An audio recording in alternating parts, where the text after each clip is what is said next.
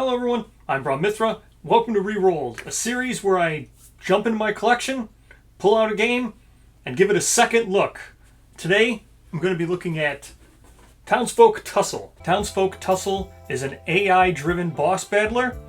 It is designed for 2 to 5 players, however it is very enjoyable if you do play it solo. You can play solo either 3 or 4-handed. I think it's recommended that you do it 3-handed. The players will all go collectively on their turn, and then the boss will go on its turn. How the boss moves is by using a AI deck. This will dictate how the boss will do all of its attack and takes its turns. The core game includes 12 Ruffians. In a full game of Townsfolk Tussle, you will use 4 of these 12 Ruffians. Each of the 12 Ruffians will feature its own unique setup using the many different terrain that is included in the game. Each of the included heroes in the game will have their own starting gear and their own special abilities, making them each different and play very differently. The game itself will have 2 main phases. First, you will have the town phase, and second, you will have the fight phase. During the town phase, each player will draw a town event. These town events showcase all the different crazy stuff that can happen in Eureka Springs. After that, the players will spend the town phase buying gear to improve their stats and make taking down the Ruffians easier. And that's a quick overview of what Townsfolk Tussle is.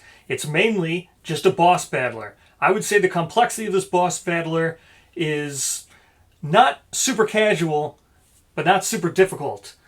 Originally, when I was talking about Townsfolk Tussle, I made comparisons to Kingdom Death, which it is. Kingdom Death is one of the more prominent boss battlers. However, this is a much more casual game. The approach to it, for me and my game group, when I originally looked at this game, I had played mostly solo. I had used the tabletop simulator, Townsfolk Tussle, public release, the public beta when they were using the Kickstarter. And then when I originally got it in, I also played solo. But since then, I have actually played more with the game group. And now that I've played with the game group, this game much more appeals to a game group setting. It's still fun playing solo. However, I would say the main draw, the main appeal of this is the artwork, the setting, the theme, and just the fun nature of it. All the terrain is very, very flavorful. All the monster AI cards are very flavorful to the Ruffian themselves. All the terrain artwork and terrain interactions are very flavorful. All the heroes, as the player characters, are also very flavorful. The artwork is what really brings this to life. The gear that you'll find throughout the game sold by the peddler is also very flavorful. The art's just great. It really drives home the point of just having fun playing with a group. And as I said, originally I described this as Kingdom Death because Kingdom Death is the predominant boss battler.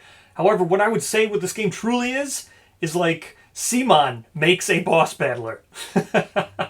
There's no hit locations. There's no super in-depth reactions. A lot of it really is just going to boil down to taking your best weapon, getting as close to the Ruffian as you can, rolling your dice and hoping for the best. And then there probably might be some calamity that ensues because a lot of the weapons, they're very thematic. They fit the theme of this, rubber hose animation. A lot of that very cartoonish vibe. That's what all the gear is going to have. That's not to say that each Ruffian isn't going to have individuality because they're so bare bones and not complex. It's actually quite the opposite. Each one will have a very distinct gimmick. And when you look on the other side of these cards, the final fight, when you fight them last of the whole session of your game, is really where all the flavor for each individual Ruffian will come out. And the final fights are really where this game really shines. However, to get that complexity, you need to have the sheriff gear and stuff like that. You need to build up to it. And that's where one of the biggest criticisms of this game has come from. And don't just take my opinion for it. Again, I talked about this a little bit when I first originally played Townsfolk Tussle, but I would highly suggest you go get other input. The best thing you can do is make the most informed decision you possibly can before you invest and purchase something. So I would highly suggest you check out Dice Tower or Quackalope or Board Game Go. They've all covered this game, and they all, even myself, the main critique of this is the fact you have to fight 4 of these Ruffians in one game session. Over the course of the game, you'll be deciding which player will act as the new sheriff, and then they will get a very specific gear to handle the final fight of the Ruffian that comes last of the 4. That gear will add tactical decisions specifically designed for the final fight. So the main complaint always seems to be, if only the game was shorter. Now, I happen to know that Townsfolk Tussle is returning to Kickstarter, right?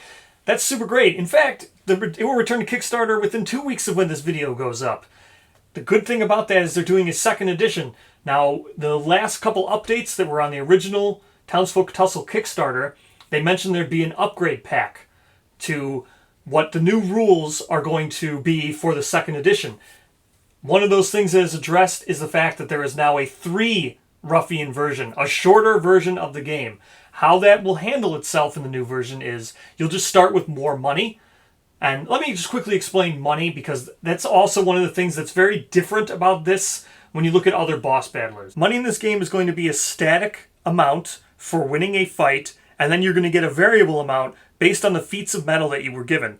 Feats of metal are things that make this game more of a semi-co-op than just a specific direct co-op game. The feat of metal rewards are going to give you a one-time bonus to use during the fight, or they're going to give you money directly. So the feats of metal are the semi-co-op aspect of this game, and that's how you earn money. It also determines who the sheriff is at the end of the game, which will reward a sheriff-specific piece of gear, which will help in that specific final fight against that ruffian. But who the sheriff is kind of luck dependent, right? Because those feats of metal, you might get some that you just can't even do, whereas someone else might get 3 that they can easily do and will get way more money and get more points towards becoming the sheriff. The road to sheriffness is kind of luck and random. It's the same with the gear that comes out in the peddler deck.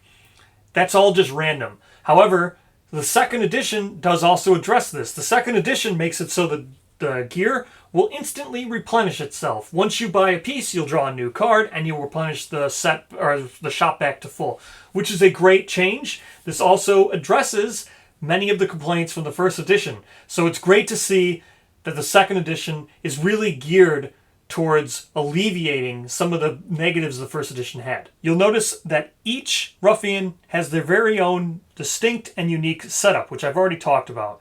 This is a great thing to make each ruffian feel different and diverse and, adds to replayability.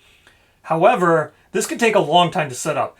Basically, after each round, you're basically resetting the entirety of the board game. You have to reset up everything. So now looking back on it, I think this is my biggest critique of this game, is the fact that it asks you to basically reset up the board game 4 times throughout its entirety of a play session. Because each boss is going to have a very distinct, very unique board setup. And it's possible that each ruffian that you fight throughout it will not use repeat terrain. Right? You could get one ruffian the first time that uses 7 unique terrain. Then the second ruffian will use 7 different terrain other than that ruffian. The third will then use a mix maybe. And then the fourth, again, 7 new whole pieces. What would be great is if this board here, and these references are amazing, right? I will say, the production quality of this game is absolutely outstanding. And it makes this acceptable, even though you're resetting up the entire game in its entirety every round. The fact that the player boards have the trackers for you to check and move around, the money is thick cardboard. It's really easy to define your stats, and there's not very many stats to track.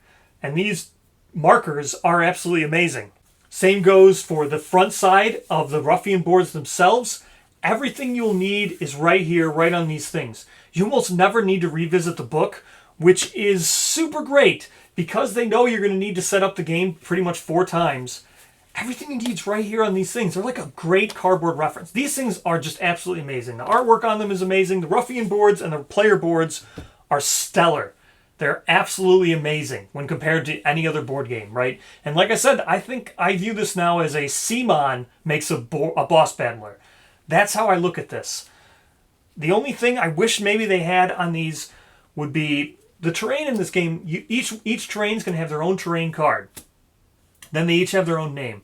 So if the terrain cards were listed right here, it would possibly make setting this up after every single fight a little bit quicker, because you could use that as a reference to what exactly piece of terrain you need, rather than using this, looking at the grid and making sure you found all 7 pieces. You won't miss any because you'll have all the terrain cards. So looking back on Townsfolk Tussle, now having played it with a game group and having played it multiple times solo, multiple times with full max player counts, playing multiple times with 4, playing some with 3.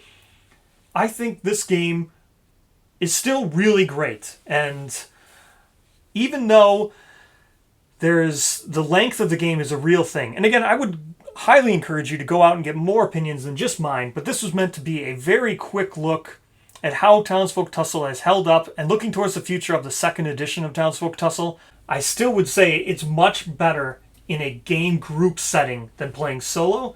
And if you're looking for the complexity that you might find in Oathsworn or Vagrant Song or Kingdom Death, or Aeon's Trespass, a lot of the more complex AI-driven boss battlers, it's not this one's particularly. As I said, I'd say this is much more of a CMON makes a boss battler. The complexity is still there. You're still making choices that will directly dictate the outcome of the fight. But they're just simpler choices. They're not like making sure to prepare the monsters in a certain spot. However, the final fights, that's where all the complexity is. And it's not to say that this system can't be more complex, which there are expansions coming, so we'll see what happens with the expansions. Maybe the complexity will go up.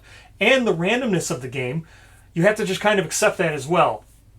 Randomness of the town events that just kind of force semi-co-op upon you, or the randomness of a terrain rolling of a dice where it's just strictly just pass or fail, succeed or fail, and you might not get that much mitigation. The second edition does have a chance now to re-roll. You could spend 2 of your action points to directly re-roll. So that's really good. Again, it's really nice to see that the second edition is directly addressing criticism from the reviews. And again, I can't stress this enough. Don't just take my opinion. Go watch, Quackalope, Board Game Co., Dice Tower, other reviews. Anybody who's reviewed this, you should always try to make the most informed purchases possible before investing in a game.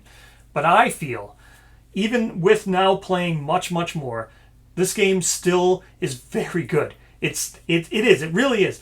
You just have to go in knowing that you're going to be playing it, or if you're going to be playing in a game group, that raises it much higher. If you're going to be playing solo and looking for a very complex game, it's going to fall short, in my opinion. However, I strictly play this as a game group.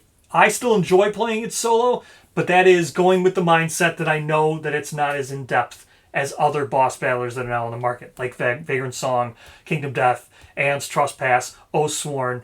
There's just more of them now that exist than when this game came out. When this game came out 2 years ago or whatever, when I first played it, there was just less of them on the market. Now that there's more of them, I think this is finding a much more distinct niche, in my collection at least, of playing it mostly with my game group.